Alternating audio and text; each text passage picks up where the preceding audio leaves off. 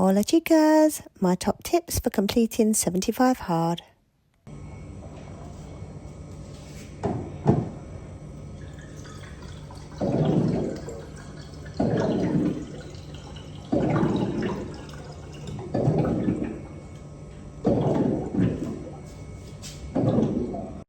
Water you need to carry everywhere.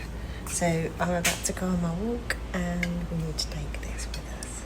If not, you're going to end up not making your quota and you're going to end up drinking so much before bed, which is not going to be good.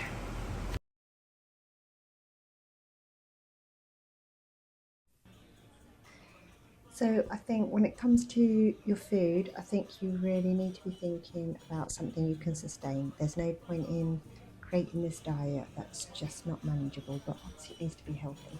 So I tend to eat a Mediterranean diet. I pick that. It gives you a little bit more flexibility, but keeping it just real foods and no junk, no takeaway, no like none of the rubbish.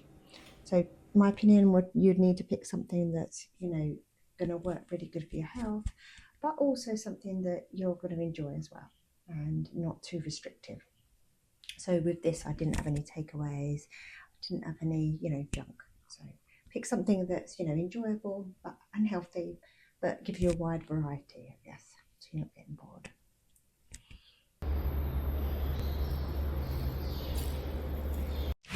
Progress picture. The best advice is get up and take the picture.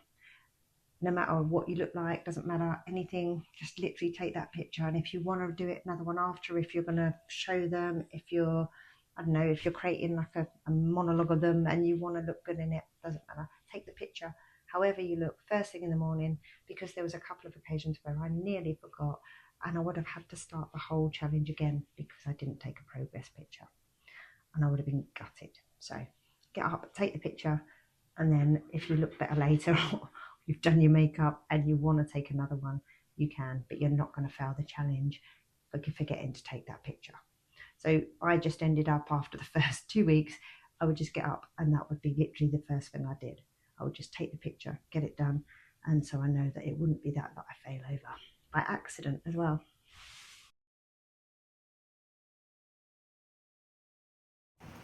Your workouts, I think it's so important to plan them. I think what you need to be thinking is they've got to be 3 hours apart. So really, one in the morning, one in the evening. If you're working full time like I did, is definitely what I'd recommend. And plan that into your routine. Know what you're doing each day.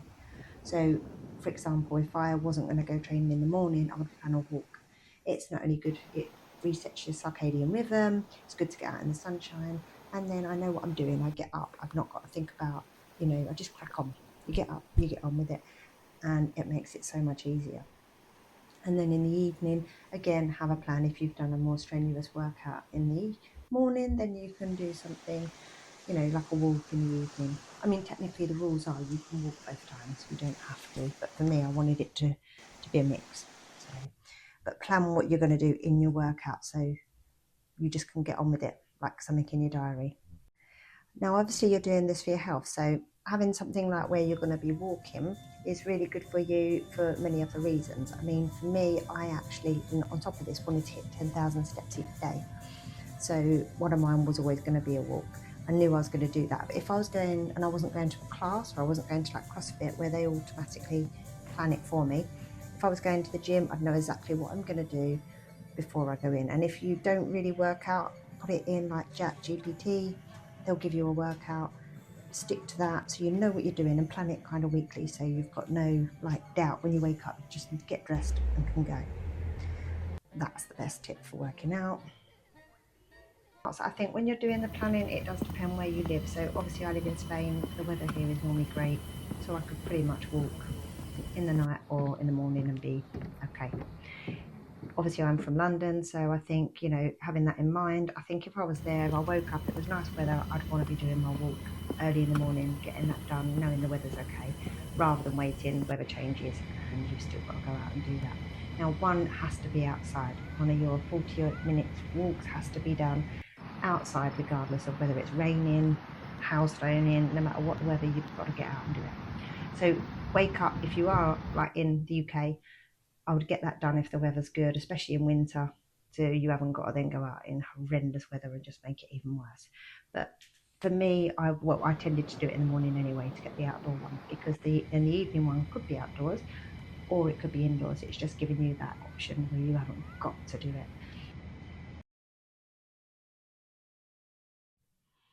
Reading, I thought, was going to be the easiest part for me. 10 pages, I'm a fast reader, I didn't think anything of it. And I love information books.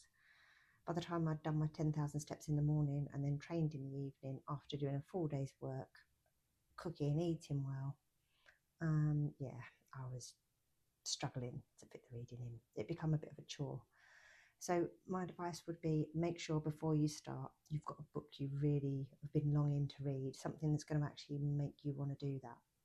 Now, if one of your workouts are on a treadmill as well, I would say to you that, you could do that well, double up. While you're on the treadmill, read a book. Most of my walks were outside, but if I did do one on a treadmill, I would definitely do my reading whilst I was doing the treadmill. So yeah, just trying to fit the reading in the best you can. And if you can double up on something, it's not really the best advice, but I would say read when I was eating dinner.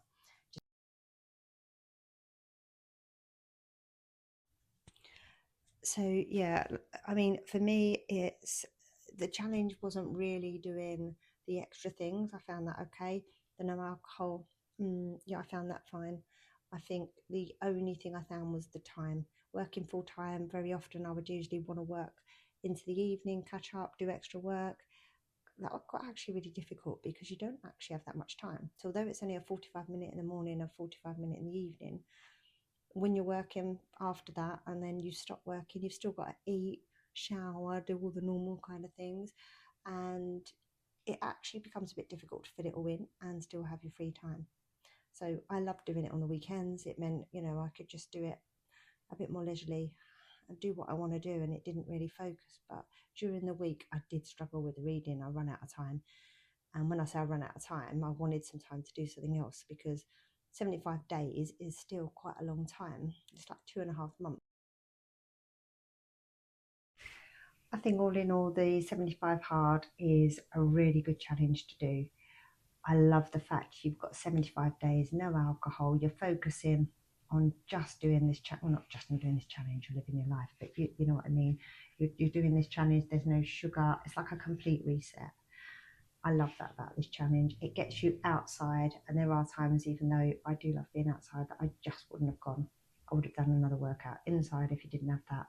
So getting outside, being able to do that, well, not being able to do that, having to do one of them outside and doing one inside was brilliant for me, because by the end of it, I felt good.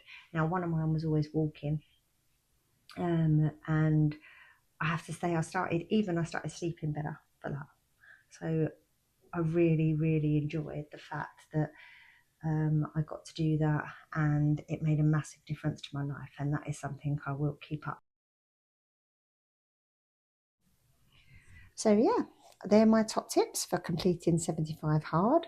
Most of them I still implement, although I'm pleased to be free of the challenge. I still do quite a lot of them most days. I've already done my walk. I don't know if you can see. I've already done 12,000 steps, and yeah, I'm going to go to the gym tonight. So most of the stuff I still will continue, but it is nice not having to do everything. So enjoy it. It was well worth doing it. I enjoyed it a lot, and I hope you will too. And I hope these tips have been useful to you.